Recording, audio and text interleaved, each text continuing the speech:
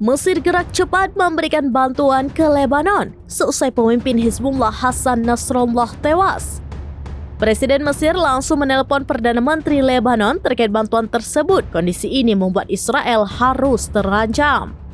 Dikutip dari Al-Mayadeen, Presiden Mesir Abdel Fattah el-Sisi menelepon Perdana Menteri Lebanon Najib Mikati.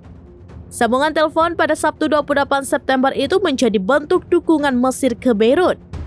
Abdel Fattah el-Sisi menyebut Kairo akan segera mengerahkan bantuan ke Lebanon. Pihaknya menekankan dukungan penuh Mesir terhadap Lebanon dan menegaskan berdiri di sisi Beirut.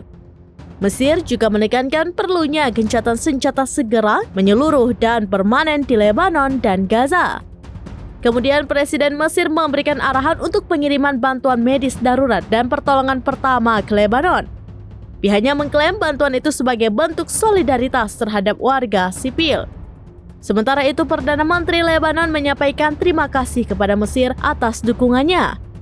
Ucapan terima kasih itu disampaikan sembari meninjau hasil kontak yang dilakukan pemerintah Lebanon untuk mengatasi situasi tersebut. Ia juga memuji peran Mesir dalam memulihkan keamanan dan stabilitas di kawasan.